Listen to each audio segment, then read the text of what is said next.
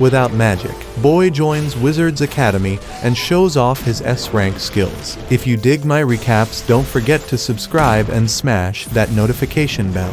At the Rigarden Magical Academy, the only thing that matters is talent for sorcery, and those who lack this gift are despised by both students and masters. Wil Serfort of the Rizanth race is one of these humiliated students, but his determination keeps him from giving up on finding his place in the sun, even though his real talent remains invisible to those around him. In search of answers, he continues to venture into the dungeons to hone his skills with his faithful sword, Wil's companion that compensates for his lack of magical ability. Set in the magical capital of Rigarden, this academy for sorcerers offers lessons on the properties of elements and how they can be used to invoke spells. One of the institution's teachers, Wil Serfort, explains how to catalyze a bright flame using balka ore and agni powder. To demonstrate, Edward calls on Wil, who along with his familiar Kiki was distractedly sketching in his notebook. Startled, he responds to the summons with some reluctance, knowing he would likely fail the task once again. As his classmates laugh and await his failure, Wil hesitates before beginning the catalysis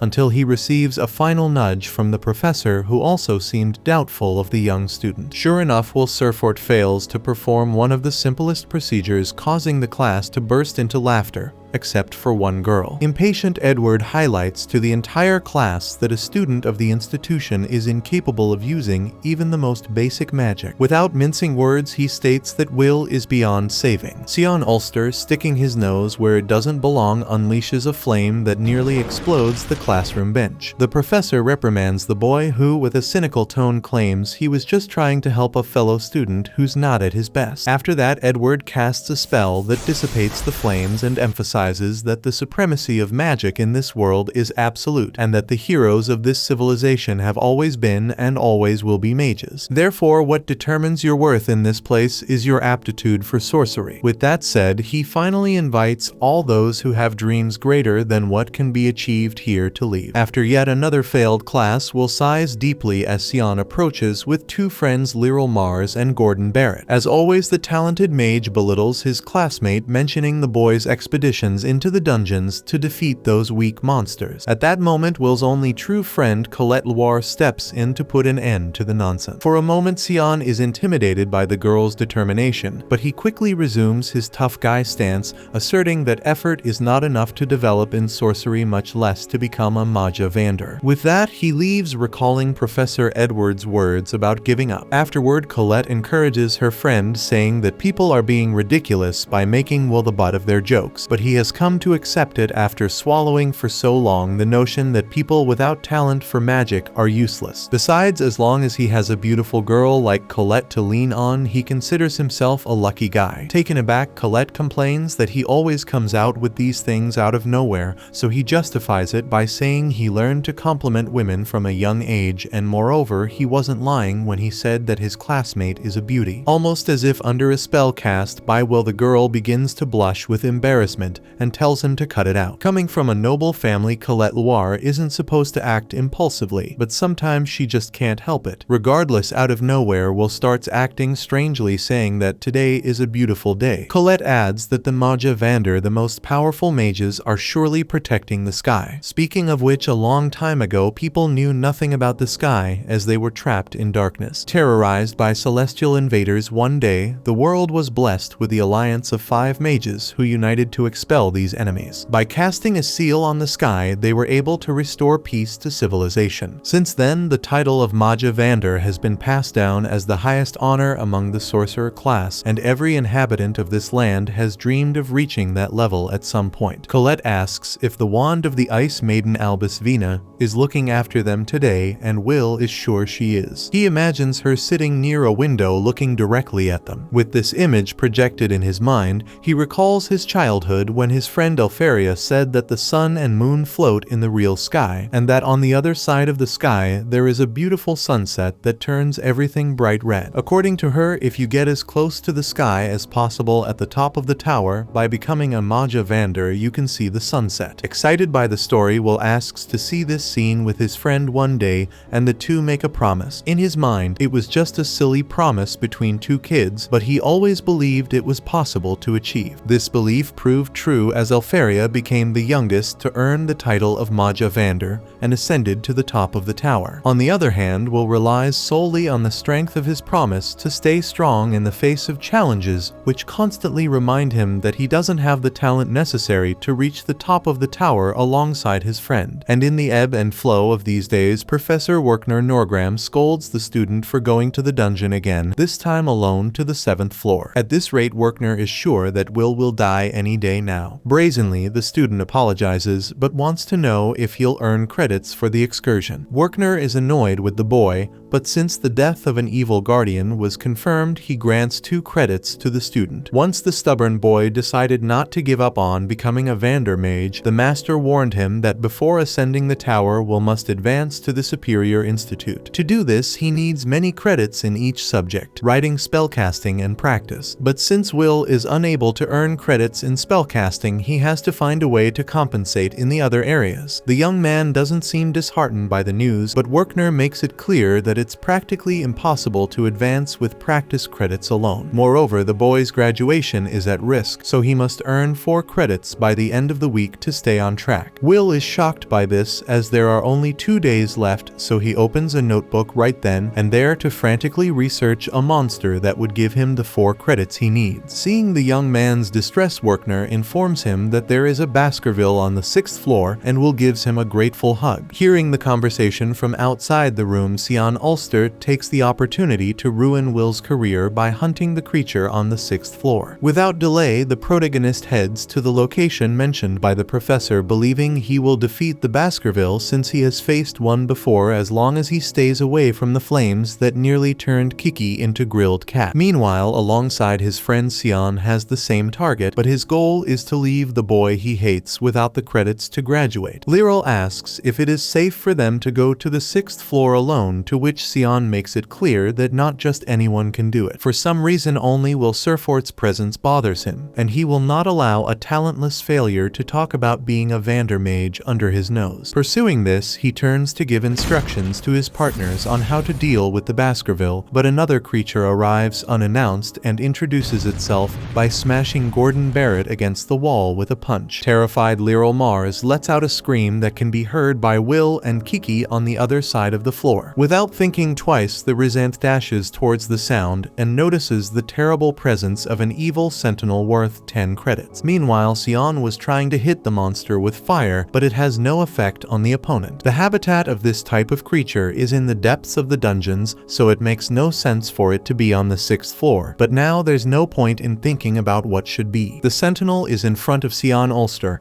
and looks like it won't leave any of the boy's bones intact. Wil considers saving his classmate, but wonders if he has any obligation to do so after all the insults he has endured. A memory invades his consciousness where Elfaria said how kind and brave he was the same moment he received glasses as a gift from his friend. However, Wil doesn't believe he has these qualities. On the contrary, he considers himself an ordinary, shameful, and lonely person. Regardless, he puts on the glasses he received. Since he has no one by his side, his sword is like an extension of his body, like a solitary blade that traverses the dungeon with extraordinary skill. Meanwhile, Edward alerts Werkner that Sion and his group went to the dungeon, so he asks his colleague to use his familiar to find out the students' whereabouts. While preparing his animal, Werkner asks which floor they ended up on. When he is informed that the students are on the 6th floor, he says it is unnecessary to interfere because that is where Wil is. Swiftly moving between the rocky walls of the dungeon, Wil cuts the sentinel's finger with his Moria silver sword. The power of this blade allows the 6th-year student to cut in half the rocks thrown by the monster's uncontrollable power, keeping the boy in the battle in top form without any signs of being hit. Enjoying his remarkable speed, he leaps over the target and plants his weapon in the evil creature's shoulder, while Sion and Edward cannot believe this is the boy they despised so much. Werkner notes that Wil Serfort is a true irregular, possessing superhuman strength that no mage will ever have, with a physique as robust as a dwarf's and the intuition to understand the enemy's strategy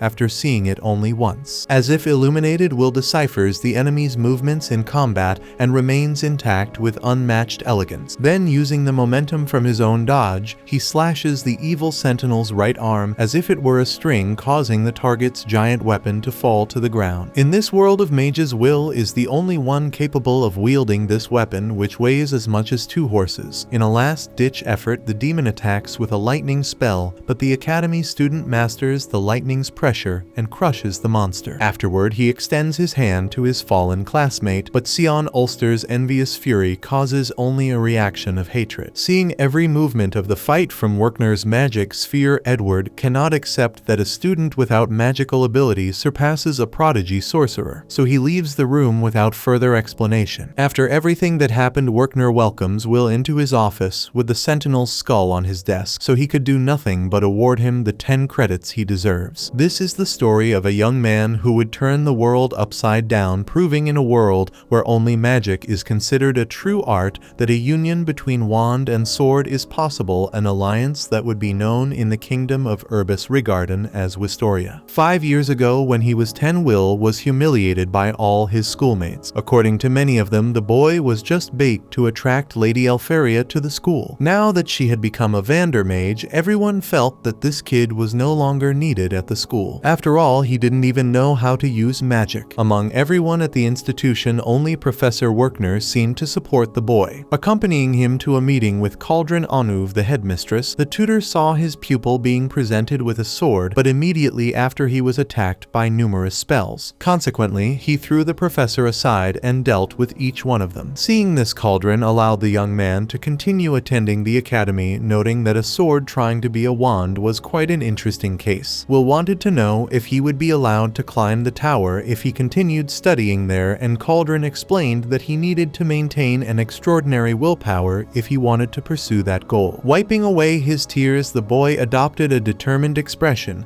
and gripped the sword tightly as he made his way to the exit. Nowadays, in one of his classes, Werkner teaches the kids that the term "climb the tower" means advancing to the higher institute to become a Vandermage who reign on the top floor of the Mercedes College. To be recognized by the highest center of learning, the higher institute, there are 2 main methods to advance. The first is to create a new type of magic, and the second is to earn at least 7,200 credits at the academy. Since few can achieve the first option, most have to strive for the second. Like it or not, graduation is not easy, and that's why Werkner gives so many extra classes. After one of these classes, Colette comments that the professor is being tough on the student. Wil feels this keenly as he is a disaster with magic, so he needs to focus 100% on credits to survive at the academy. However, the boy thinks Werkner does this for everyone's good because he wants everyone to have a chance to graduate. For instance, Colette thinks that Professor Edward doesn't have the same drive to give extra classes, so she agrees with her friend's point of view. As they walked together down the hallway, the 2 friends saw Lyral Mars saying in a circle that Sion had managed to defeat an evil sentinel, admiring the leader of this fake gang that tries to steal the credits of the true slayer of that powerful beast. Everyone in the group is impressed by the young prodigy's false feat, but he himself knows that none of it is true. On the contrary, Sion was saved by the last person he would want on this earth, the one he humiliated all his life, Wil Serfort. Speaking of the devil, as Wil was passing through the corridor, the cocky student broke through the circle and grabbed his classmate by the collar. After all, he swore Wil had no talent, yet he did what he did as if it were nothing. Colette came back to help her friend and told Sion to stop the nonsense. The guy clenched his fist, wanting to punch the boy who was so humiliated at the institution, but he restrained himself and let him go. As he walked away, his sycophants followed, so Colette asked if there was any beef between Wil and Sion to cause such a strange reaction from the guy. Wil replied that there was, but it was nothing major. Later, Edward tried to convince the headmistress that the boy with the sword needed to be expelled from school, but the woman reminded him that Serfort was in his 6th and final year at the school. The professor argued that a warrior should not be accepted at the institution, as it is known for training the greatest mages in existence. Therefore, it is impossible for someone to graduate without being able to use magic. Cauldron analyzed that the young man had good writing grades, and his reports had an interesting perspective, so much so that he stood out to the point where we can say he is more than excellent. Taking this into consideration, Cauldron noted that the boy could be a healer or an artificer even if he doesn't become a Vandermage. The headmistress reminded the staff that this school has a duty to train educated scholars for the fateful day, but Edward replied that the student in question has no intention of becoming a scholar, only a Vandermage. Cauldron admitted that this was a problem, so she asked Edward to test this student, as he had discovered discovered Wil's secret. The headmistress put Wil's promotion or expulsion in the hands of the professor. Edward questioned if that was really what she wanted because he wasn't as nice as Werkner, but Cauldron was certain of it, so she wanted Edward to test the student to the fullest and determine the truth for himself. After all, as the Dark Viper mage, no one was better than this professor to understand potential Vander mages. Meanwhile, Wil Serfort needed Colette's help just to open his locker,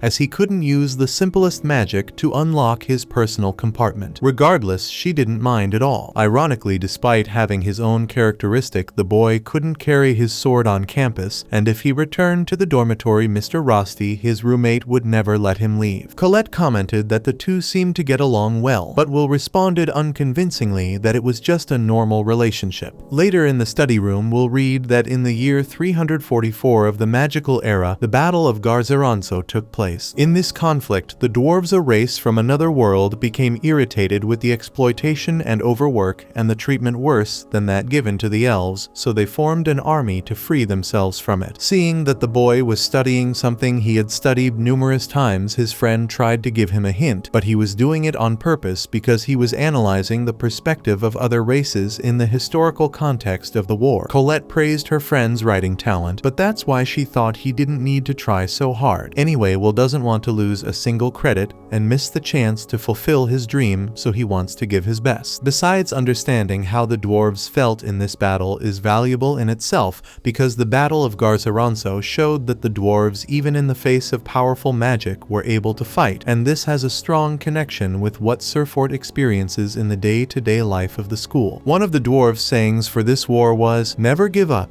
and Wil takes that to heart. That said, Edward arrives to summon the student for the test in the spell hall. Once there, the teacher explains that he came to personally assess the student's worth, so he orders Wil to try to land a single blow on him. If he succeeds, he will receive 5 credits, but if he fails, he will be expelled from the academy. According to the teacher, those who do not have talent for sorcery should not even consider the possibility of becoming a Vander mage. At the same time, Headmistress Cauldron calls Werkner and reveals the confrontation happening at that very moment. She warns Werkner not to interfere in this test, because just as she allowed Werkner to make a special intervention with this student outside of the regular curriculum, Edward also has the right to put his method into practice, being such a respected mage. Werkner finds a test of this level unfair because Professor Ed was the closest of all to becoming a Vander mage. Living up to his name, Edward casts powerful spells against the inexperienced student, who dodges as best he can from those low-level dark magics, but they still exuded unmatched potency. Since his stay at the school is at stake, Wil doesn't want to lag behind in this duel, so he advances against his opponent with above-average speed. Even so, the teacher's defense proves impenetrable, and Ed protects himself without even having to move, maintaining distance through his magic. On top of that, Ed continues to disdain the student, reaffirming that he is hopeless. With that said, he casts a spell on the boy that breaks his glasses. After taking a heavy hit, Wil notices that the teacher is casting without reciting, activating his spells with frightening speed. As if that wasn't enough, the young man starts coughing up blood, and the fatigue of his body tells him that he won't even be able to scratch his rival. With the student on the ground, Edward warns that he will only use 2 spells, his black flames to burn and his shield to repel the boy's unpleasant savagery. Then, quoting one of the academy's doctrines, the teacher teaches that a student incapable of mastering 1,000 spells should strive to master a single one, and this single spell will become like 1,000 arrows. With that said, Ed overlaps several spells on top of just one, like an endless spiral of spells. Before unleashing all that magical mass on the student, he says that those without talent should disappear. Thus, the series of spells is relentlessly released and hits Wil Serfort with brutal force,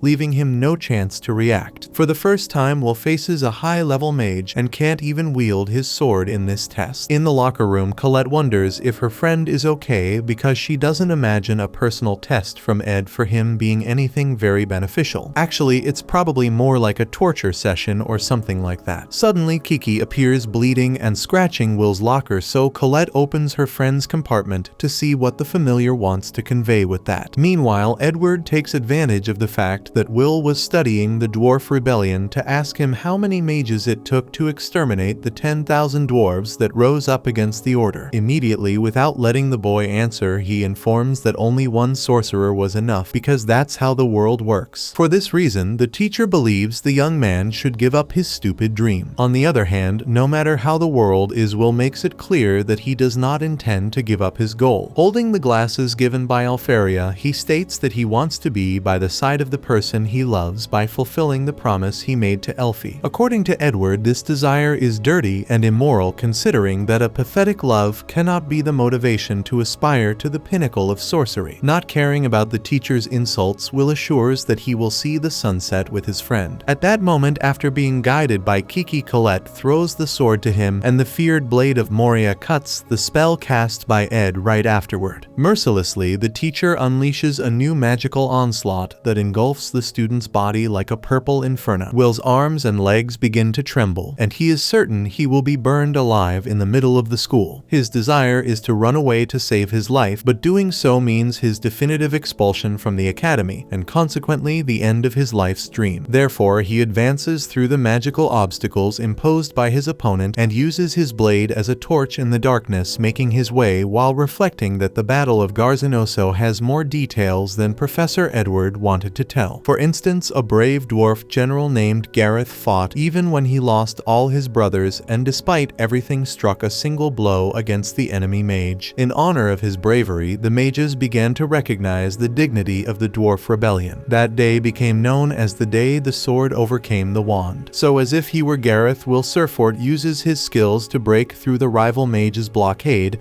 and make his face bleed with the sharp blade of Moria. Indignant Ed withdraws and grants the 5 credits as a reward. In the headmistress's office, Cauldron and Workner analyze the brilliantly executed strategy by the student and acknowledge that the young man is fearless. At night, in the vicinity of the Magic Academy, someone prepares a meal while waiting for Wil to join them for dinner. In those moments when he saw his friend leaving for the tower forever, Wil promised to do everything he could to be by her side. Alferia is eagerly waiting for this and doesn't hide her feelings. Tearfully before Professor Workner, Wil declares that this will be his last time acting so pathetically. Back in the present, in the magical capital of Urbis Rigarden, more precisely on Slumland Street, Wil Serfort is giving his all to make up for his lack of talent in magic. With Kiki in his arms accompanying his hard work afternoons, the boy gains the recognition of the townspeople like Mr. Donnan, who notes that the boy is waking up early as always. On this day, clumsy as he is, Wil ends up tripping on a ladder and dropping one of the newspapers. In it, he reads that Alferia has just created a new original spell, being the first to achieve the remarkable feat of inventing 12 spells. This makes Wil proud, and he thinks he might do the same one day. Then he reads that the Ice Maiden has issued an order to the entire academy. Without wasting time, the swordsman rushes home and asks his roommate Rosti Noman to make a magic item for him. Rosti asks the reason for such agitation, and the boy explains that Elfie sent a request, and he can't afford to miss it. The task is to collect ice cores from the Frozen Wanderer, and since it requires many magical catalysts, the reward will be very good. The target is on the 4th floor, so Wil needs Rosti's magic items. Knowing his friend's explosive nature, Rosti laughs and hands him what he asked for. Queen Mercedes, one of the great pioneers, once said that everything is born from the dungeon, and that for this reason the children of magic must take the knowledge that resides there and follow their paths, transforming the unknown into known and conquering it. In the end, everything is connected. With these teachings in mind, Wil Serfort goes to the 4th floor of the dungeon alongside Kiki and realizes that the movement of mages is already very large. After all, a personal order from Elfies could not cause any other effect but the immediate involvement of a large part of the academy. Among these students, the usual troublesome trio is making their presence known. While Sion's sycophants continue doing what they do best, the promising mage reflects that destroying these weak monsters is not enough because he can't get Wil out of his mind from that day he was saved by him, and presumes he needs to become much stronger if he wants to face that swordsman. Even Wil himself, witnessing Xian's performance on this mission, recognizes that the man is unstoppable, and for this reason he worries that Xian might take all the rewards for himself. So he goes deeper into the dungeon to face the more powerful creatures. In doing so, he encounters 3 giant penguins being extremely hostile to a girl. Without hesitation, the warrior draws his sword and cuts each one of them with unmatched ease, saving her. Frightened, the girl notices that this guy doesn't use magic but rather a sword. Putting that aside, she thanks him for his help and introduces herself as Iris Churchill. Back in the classroom, Wil is being taught precisely about the art of creating new spells. According to Professor Werkner, this is such a grand achievement that it guarantees unconditional advancement to the tower. These created spells are named after the creator or words associated with them. For example, the black magic spell Dax Darbicans was invented by a mage from ancient times, Brigadista Darbicans. In other words, whoever creates spells will have their name recorded in history forever. Rose Prehnite, a friend of Colette, asks if Lady Elferia, who was in the newspapers this morning, is as good as they say. To prove that she is, Werkner emphasizes that Elfie is the first to develop 12 original spells, placing her in the top tier of mages throughout history. With that said, Colette comments that Wil is trying to reach this childhood friend, and it won't be easy, especially since Elferia issued the order, causing the whole school to go crazy to fulfill the task. Rose teases her friend, saying she seems like a young maiden jealous of Wil's colleague. Colette gets upset and confronts her, but ends up getting scolded by Werkner and calms down. After that, she turns her attention to Elferia and wonders if Wil is in the dungeon again because of her. Indeed, the swordsman is doing his part to achieve the goal set by the Ice Maiden. Following his path through the dungeon, he hears from Iris that he is known as the talentless boy who can't use magic. Curiously, the girl calls him veteran, which Wil had never heard before. However, Iris is 2 years younger than him, so it makes sense. What doesn't make sense to him is someone not treating him with disdain for not having talent in magic. But the girl doesn't feel she could belittle someone who saved her life. Even if Wil doesn't know how to use spells, she has a sincere respect for people with their own gifts. Speaking of gifts, that's why she came to fulfill the request, because she wants to do everything to help the Vander magic besides wishing to be one of the people who support the sky. Hearing this, Wil remembers that his civilization still doesn't know the real sky, and that his world remains hidden. The magical energies of the Vander magic cover everything, creating a false sky, the Great Barrier. According to history, when this barrier falls, the world will be engulfed in darkness again, beginning a new calamity. The Academy students strive to carry out the Vander magic missions not just out of respect and admiration, but also to protect the sky. Lost in his thoughts, Wil hears from his new colleague that she has had the pleasure of meeting Lady Elferia. One day, she was trapped in a terrible dungeon surrounded by monsters, isolated and defenseless. Iris was certain she was going to die at that moment, until all the creatures around her were frozen out of nowhere and a beautiful ice lady emerged from behind all that darkness, showing unparalleled kindness and genuine concern for the girl. On that day, Iris had the chance to talk about various things with Elferia, and since then she does everything for her. That's why she came down here to hunt these frozen wanderers, even though she hasn't encountered any so far. Regarding that, Wil mentions that these monsters leave ice fragments behind when they move, and that normally they are between half a mile and a mile. However, these are more than double that. According to his perception, there's something powerful in the depths of this floor, probably in a location where the student's search accessory can't detect. Iris questions how this boy can know all this without using magic, so he explains that magic is very important, but it's not the only thing that exists, especially not inside a dungeon. Even Wil has experienced, though not recognized by others, and this kind of thing can compensate for the rest on many occasions. Already knowing what they are going to face, the boy puts on his glasses and prepares for the enemy's arrival. When that happens, he quotes Queen Mercedes about transforming the unknown into the known. Iris is astonished to see a frozen Rex in front of her, the highest form of the frozen wanderer. An enemy worth 6 credits, one of the highest rewards. To justify its fame, the Rex attacks with its freezing rays, so Wil leaves leaves Iris behind and charges at the creature. Iris points out that physical attacks don't work against this enemy because anything that touches it is instantly frozen. The only way to deal with one of them is by using long-range magical attacks. Even with this information, Wil doesn't waver for a moment because he has encountered monsters of this type many other times. With this experience under his belt, he charges at the frozen Rex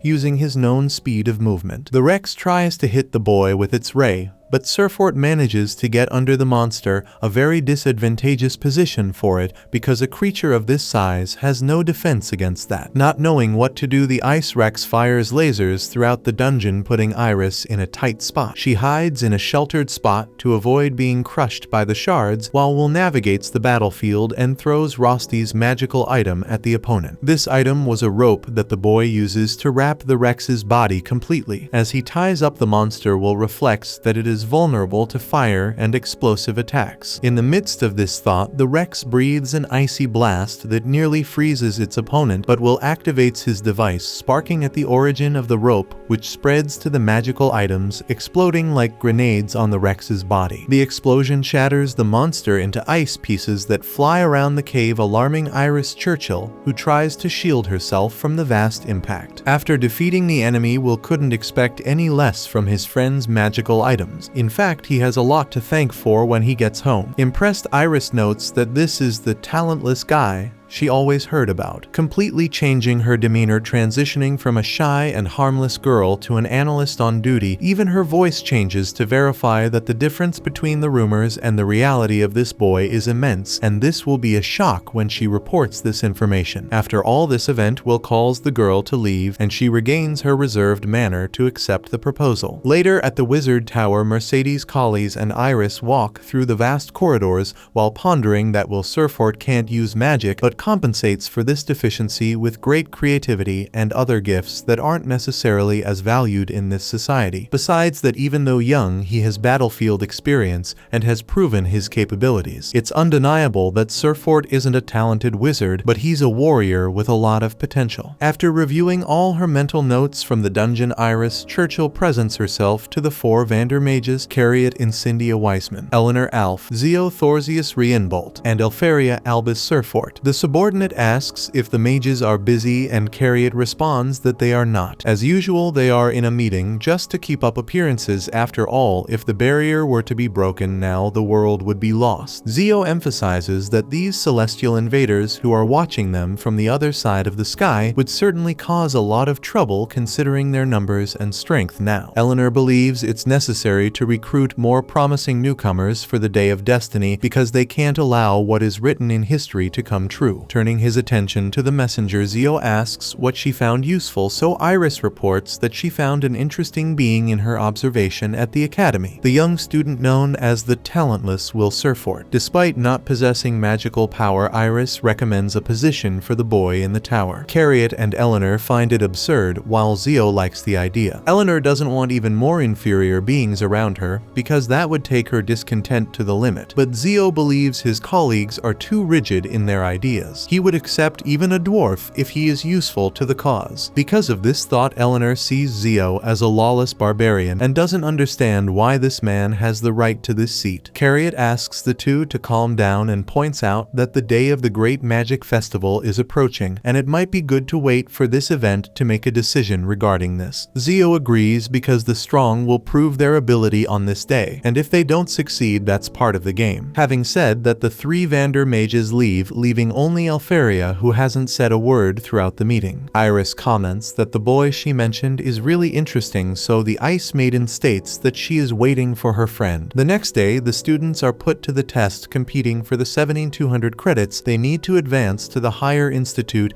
out of the 12,000 available in the academy. This is a necessary step on the path to becoming a Vander mage. Sion Ulster, despite his arrogance and recent humiliation, remains promising and continues to cause havoc with with spells like the Serpent Flames. Colette Loire tends to be more discreet, but her talent doesn't go unnoticed by her peers. Using the stone tears, Colette crushes the golems that oppose her during the exercise. After the test, Sion passes with 9,889 credits, while the girl secures 7,340. Now it's Wil Serfort's turn, who has a potential that people sadly have no idea exists. With a useless wand in hand, Wil tries to manage without his silver sword Moria, which is what truly sets him apart from the others. As usual, some classmates make fun of him for being a student at a magic school trying to solve things manually. When Serfort takes a hit from the golem and is knocked out of the battle, the laughter around him grows even louder. Also tested, Lahanna Owenza uses her lightning squadron to form a line of electric projectiles that tear through her opponents, while Wignall Lindor conjures the claws of Gale, giving the golems no chance. Impressed by their performance, the girl scores 10,100 credits, while the elf reaches 10,075. Finally, Julius Rienberg steps into the hall, producing small ice lances that fly towards the opponents and stick to their armors. Each piece of ice then takes the form of a rose, and under the mage's command the frozen flowers spread and freeze the struck enemies, including those available for other students to test against, angering the competitors. Nonetheless, Julius earns 10,048 credits. Lahanna is pleased that none of them have gotten rusty. Wignall didn't think otherwise, as the moment of revelation is near. Julius arrives uninvited and declares his rivalry against the two. With his new secret method, he's confident he'll defeat the pair in the blink of an eye. To provoke his rivals, he throws an ice rose into the air, which both Wignall and Lahanna eagerly shatter with their wind and lightning spells respectively. The woman pays no attention to the challenger and runs off, while the elf responds that he can't wait for a confrontation. Meanwhile, the students around observe the scene, convinced that Miss Perfect and Master Wignall will enter the higher institute. Similarly, everyone knows that these two and Julius are the only ones who scored over 10,000 credits. Sion Ulster, of course, feels the envy of being left behind, while Wil notes that the student scores highlight each one's strength. Speaking of which, the 5,405 points he earned aren't even enough to graduate, let alone enter the higher institute, and this is Wil's final year at the Rigarden Magic Academy. Kiki approaches the boy to console him, but starts growling when Julius Rienberg arrives with his two cronies. The Ice Mage manages to be even more despicable than Sion, telling Wil to get out of his way because he can't stand the presence of a failure. Worse still, Wil lowers his head and even apologizes, while the two cronies comment that surely a scout will see Julius's talent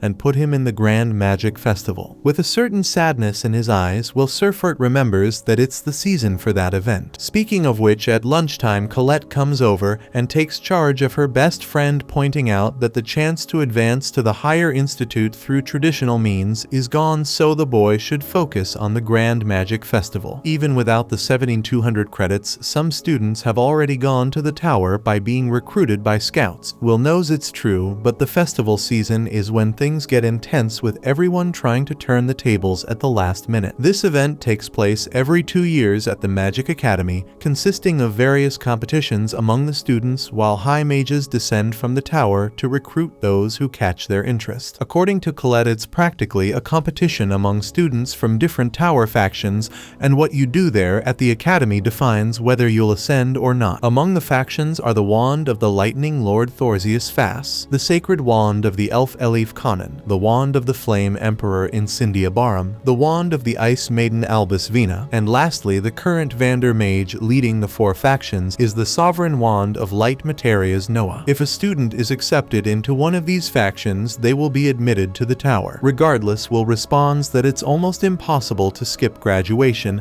and be called directly there because you would need to develop a magic that would put a high mage to shame, but his friend believes in his potential, so she thinks he will be called by an observer. Wil thought observers were just one of the 7 legends of the academy, but either way he'll just help organize the event as he has in all previous years. Colette insists he should put himself out there because then everyone will discover Serfort's real capability and start to respect him even if he's different from the others. That said, Wil recalls trying that in his second year, which didn't go well as the crowd threw all sorts of junk at him, accusing him of cheating. Colette remembers that it was the 50th festival known as the worst in history, and Wil came out traumatized. After lunch, the pair observed the courtyard through the cafeteria window. Around them, students practiced magic crafting and guardian summoning. The scent of the Grand Magic Festival was in the air, so Colette wants her friend to participate because in addition to having scouts from outside Rigarden, if they don't make it to the tower, they might pursue another career. Wil also has to sell his abilities. The issue is that he knows this well, and is aware that he can't even use magic to begin with. Speaking of fish, the boy is like a fish out of water with his silver sword Moria gathering dust in favor of a wand that serves only as a decoration. Suddenly, Colette senses a hidden barrier near some cabinet behind them, so she puts Kiki to identify the hidden element and break the spell. Inside this cabinet, there was a huge spiral staircase descending into the darkness. Down below, students were gathered to place bets on who would win each competition at the festival. One of them bet 300 on Julius, while another put 500 on the elf Wignall, and another went even further, betting 800 on Lahanna. Walking through the hidden basements of the Academy of Magic, Wil and Colette come face to face with Sion, who immediately becomes aggressive without reason. The girl points her wand at him and warns that if he messes with her friend again for no reason, she'll get really pissed. Wil is curious to know why Sion is there since he doesn't seem to be betting, but the guy is too defensive, just wanting the two intruders to leave quickly. Lyril and Gordon, the fire mage's friends, mock the redhead for being frustrated that the Academy's three most promising mages are taking all the bets, leaving him thoroughly furious. When Sion tells them to shut up, it was loud enough to catch the entire basement's attention. Colette doesn't let up and keeps teasing the mage for this, so he pretends it's no big deal, especially since he hasn't lost to the Academy of Magic's trio of darlings yet. According to Sion, he's only behind in the overall score because he failed the written test, but since then he's been training non-stop and guarantees he won't lose to anyone. That said, when he comes to his senses, the sorcerer remembers he doesn't owe anyone an explanation and gets annoyed with himself for justifying anything to others. He then leaves quite irritated. Wil looks back at the clandestine bets and understands the reason for all the excitement, since this event usually stirs up the students. Later, after classes end, Colette invites Wil to the dungeon, but he has to work at Gina's tavern at night and can't go. When night falls on Slumland Street on the outskirts of the capital Urbis, Rigarden, Gina's tavern receives exhausted miners as usual. The shouting could be heard from as far away as the smell of alcohol and sweat, but Wil kept a smile on his face to serve the dwarves that filled the bar. One of them is Donnan, who, liking the boy, wanted to know if he was having any problems since he delivers newspapers in the morning, studies in the afternoon, and still works as a waiter at Gina's at night. Wil explains that he can't get a scholarship, so he needs to work to pay the Academy's tuition. At this point, the tavern owner tells the boy to stop chattering and throws in his face that his co-worker is working much harder. Fresh and radiant amid the smell of foot odor, Rosti served the customers with elegance and subtlety by mixing his service with the practice of magic. Helping out Gina after the last waiter quit, Wil's roommate seems to do better at the job than his friend, who is more experienced. However, even if he's clumsy, Serfort is loved by the tavern's clientele. After the shift, the waiters stay to wash the dishes, and Rosti asks if Wil shouldn't look for another job because dwarves aren't known for paying their employees well. However, the swordsman likes Donnan and the other guys because they have always accepted him well. That said, a spoon falls and the waiter kneels to pick it up. At the same time, Julius nervously enters Gina's tavern because he'll have to drink in this dump since no other bar is open in the area. When he sees Wil in a waiter's uniform, that's when he gets cocky, even going as far as to say that failure suits the barbarians well. Donnan loses his cool with the kid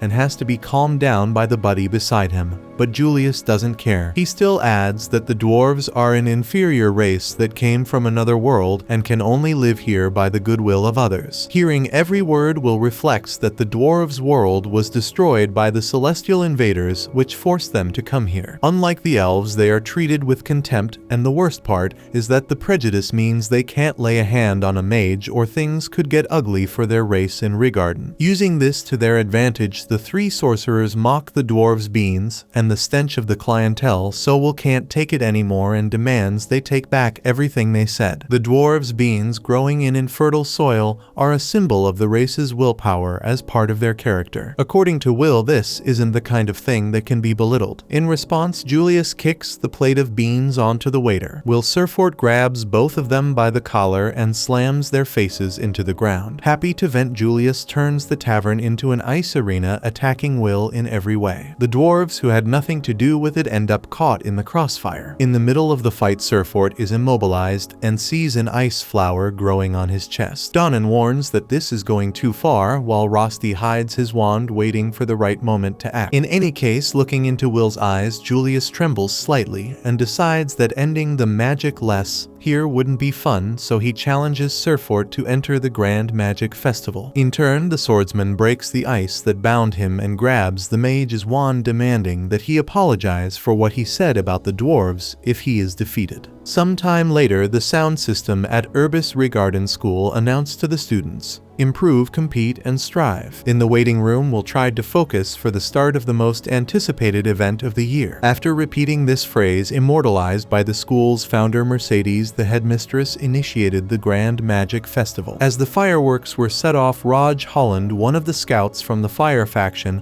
ordered his colleagues to start scouting for talented students. Meanwhile, some students competed in the sky race, where Lahanna dominated the competition and pulled ahead. According to 6th year Palm Snoke, it looked like the girl was going to take the trophy. Flip Mardo commented that it was no wonder she was on top. The headmistress remarked to an assistant that the scouts mingled in the audience had a gleam in their eyes, to which the young Iris Churchill responded that this was the only event they attended, so they were making the most of it. Meanwhile, Lahanna was defending her fortress mounted on her winged beast after setting a new record time in her second consecutive victory. Iris then excused herself as she had a task to complete and something personal she wanted to achieve. In another part of the school, Sion's friends motivated him to give his best in the race to the crown. He of course couldn't think otherwise, as he had a girl to impress. One day, Colette Loire approached Sion asking him to join her team. Sion then believed that Colette finally realized she needed him to win the competitions, and naturally she had to choose him over the failure Wil. However, when he entered the waiting room, he saw the girl next to Serfort himself and immediately threw a fit at his teammate. Colette explained that to participate in the race to the crown, they needed to have at least 21,000 credits combined, so the only way for Wil to join was by inviting the redhead. Sion was furious at having to help the boy against his will, until Julius Rienberg appeared behind him in the corridor, chilling everyone with his malicious smile. Simultaneously, Sion was infuriated that Wil had simply ignored his words, and this was the second time he had to swallow being humiliated by this boy he always considered talentless. Meanwhile, Mike Mayes, the event's presenter and narrator, officially started the Magic Festival by introducing one of the commentators, Wil Serfort, the most hated teacher in the school, cunning and sinister. After making these disparaging remarks, Mike Mayes asked into the microphone why on earth they had him narrate the event alongside this heartless viper. In response, Edward told the narrator to prepare a coffin for his next class. Shaking in his boots, Mike announced the main event of the day, the race to the crown, calling for the presence of the elven faction members. At that moment, the positioned elves united to pronounce the words for a joint enchantment called Magnatura's Ringhall, which conjured around the stadium the different types of fields needed for the games, such as volcanic, swampy, rocky, grassy, and forested zones. Unlike other events, this competition would be divided into teams of 3 members, where each team started at the extreme edge of the zones and had to make their way to the central stadium, where the crown awaited, with the first team to capture it winning. Besides the natural obstacles, elite teachers would set traps for the students. According to the narrator, it was allowed to take the shortest path to the stadium and hinder other teams. Edward commented that the difficulties in this competition were a way to train the students for the dungeons, while Mike added that among the talented students participating, Team 12 led by Wignall Lindor and Team 9 led by Julius Rienberg were the most popular. Mike had bet all his money on the elf, which made the teacher beside him question what on earth he was talking about. Ignoring the commentator, the unstoppable narrator continued and announced that on the other hand, the least popular team was Team 6, where a potential winner, Sion, teamed up with the talentless Wil Serfort. All the students laughed at Wil as usual, while Rosti lamented that this was happening to his friend. With the initial presentation over, the students were placed in in their spots in the rocky zone, and Werkner tried to convince Wil not to participate, but the boy was determined even though he was a laughingstock to the students of the magic school. Without further justification, the swordsman turned and followed his path, making the teacher realize it was pointless to try to change the young man's mind at this point. Be that as it may, all the participants were now on board,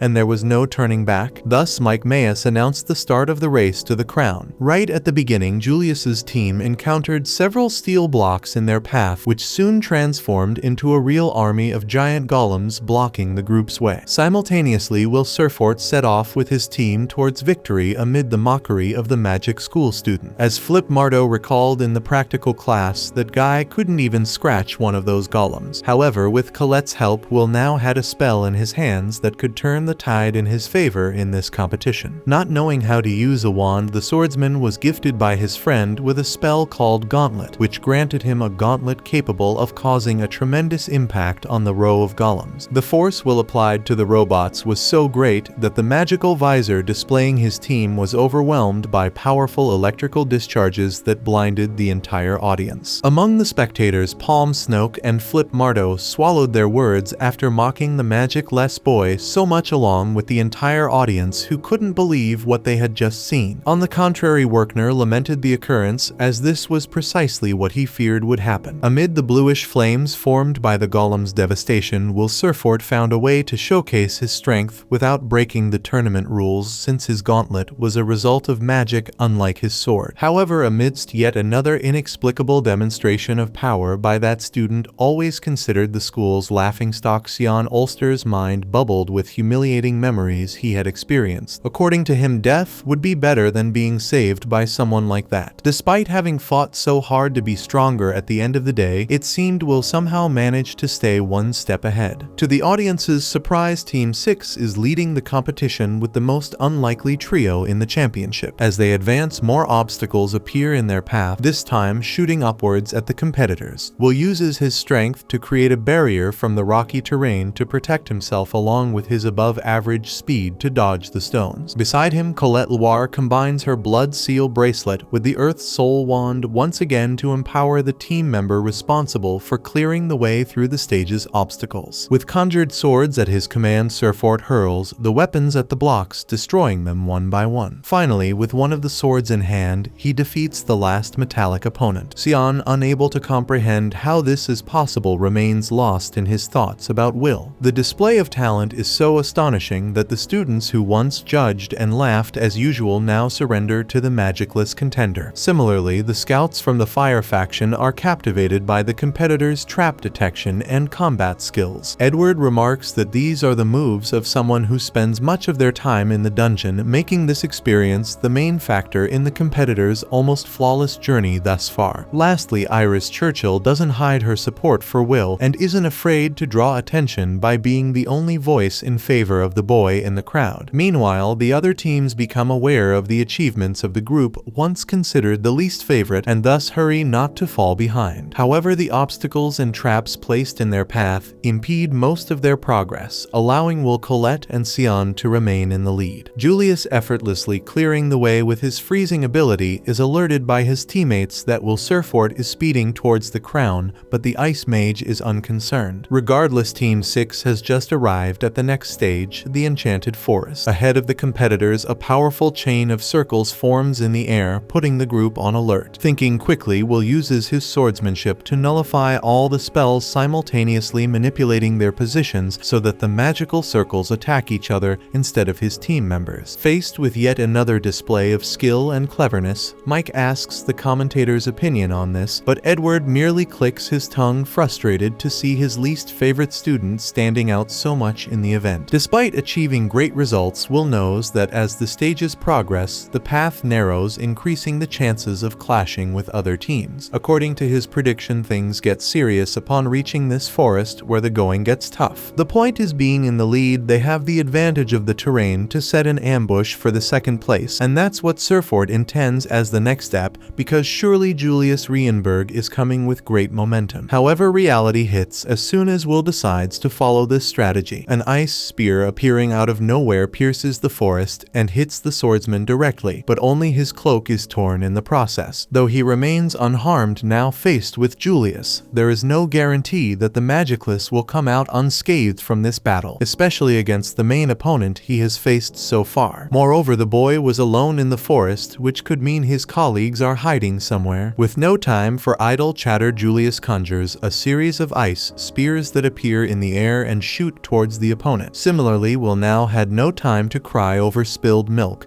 because his rival was before him, and the attack he imposes is overwhelming. A slight misstep could cost the entire competition. Therefore, the only option is to face the Ice Mage head-on. Speaking of which, a sorcerer who could perfectly counter Julius's specialty has just entered the fray. Sion Ulster, with all his hatred reflected in the flames emanating from his body, melts the ice created by the adversary in a display of what's to come. However, from the moment Sion begins to utter the words of his incantation, along with a powerful layer of flames forming around him, Colette feels that even Wil will be hit by that power, so she asks her friend to flee as soon as possible. As soon as Ulster forms the Ignite Bertilian ability in his wand, he throws a massive layer of fire at Serfort, forcing Colette to raise an earthen wall to save the boy's life. The impact caused by the explosion could be seen miles away from the middle of the forest, driving the event's commentator mad. As the dust settles, Wil walks through the complete devastation of that part of the forest until Sion reappears amidst the chaos he caused. After seeing the fire mage aim at both the enemy and the ally, Colette demands an explanation from her team member. Sion replies that he let himself be used up to this point, but now it's time to reclaim his position as the protagonist of the competition. With that said, he wants to fight Wil Serfort here and now. Wil doesn't understand why, but the mage attacks without further explanation. Colette tries to intervene, but Julius raises an ice wall around the combatant. Additionally, he attacks Colette directly, but Wil can't see up close what happened because Sion is on his tail. He tries to convince his supposed ally that this is not the time for this, but the sorcerer's ego is greater than the team spirit. Realizing this once and for all, Wil Serfort retrieves his sword and prepares to face Sion Ulster. If you're enjoying this journey, don't forget to hit that like button. Your support helps motivate me to keep bringing you each episode. Subscribe and turn on notifications so you never miss an update. See you in the next episode.